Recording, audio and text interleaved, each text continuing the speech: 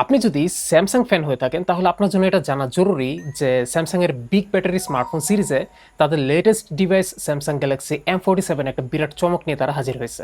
এর সব থেকে বড় হাইলাইটের ফিচারটাই হচ্ছে তার ব্যাটারি, যা হচ্ছে 6000 মিলিঅ্যাম্পিয়ার ক্যাপাসিটির। একই সাথে আছে 45 ওয়াটের ফাস্ট চার্জিং সাপোর্ট এবং একই সাথে বাইপাস চার্জিং সাপোর্ট। স্যামসাংয়ের মিড রেঞ্জ লাইনআপ এটা সত্যি দারুণ একটা ফিচার। এরপরে ফোনটাতে প্রসেসর হিসেবে ইউজ করা হয়েছে স্ন্যাপড্রাগন 6 Gen 3 এক্সিনোসের পরিবর্তে, যেটা আমার পার্সোনাল একটা ফেভারিট বিষয় হয়েছে, কারণ এই প্রাইস সেগমেন্টের স্মার্টফোনে স্ন্যাপড্রাগন বেটার অপটিমাইজেশন প্রোভাইড করে থাকে। ডিসপ্লেতে আছে 6.7 ইঞ্চ সাইজের super AMOLED display, full HD plus resolution, 120 hertz refresh rate, আর প্রোটেকশনের জন্য Corning Gorilla Glass Victus plus. স্যামসাংয়ের ডিসপ্লে কোয়ালিটি নিয়ে নতুন করে বলার কিছুই নাই, তারা প্রায় সব ধরনের প্রাইস পয়েন্টে বেস্ট ইন ক্লাস ডিসপ্লে দিয়ে থাকে।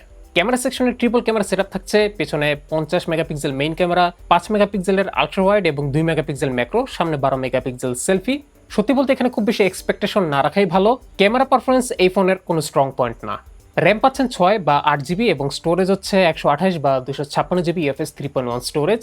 চলছে অ্যান্ড্রয়েড 16 বেসড One UI 8.5 এ। কিন্তু ইমপ্রেসিভ বিষয়টা হচ্ছে স্যামসাং এই ফোনটাতে 6 বছরের OS এবং সিকিউরিটি আপডেট দিবে। দামের কথায় আসি, স্যামসাংয়ের এই মডেলটা বেস ভেরিয়েন্ট 6 128 জিবির যে ভেরিয়েন্টটা, সেটা ইন্ডিয়াতে স্টার্টিং হচ্ছে 23,000 রুপিতে, যেটা বাংলাদেশি টাকায় প্রায় 30,000 টাকা। আরেকটা মজার তথ্য, একই সময়ে প্রায় একই রকম ফিচার নিয়ে বাজারে আসছে গ্যালাক্সি A27, তবে সেই ফোনের ব্যাটারি ক্যাপাসিটি এই M47 এর তুলনায় একটু পিছিয়ে।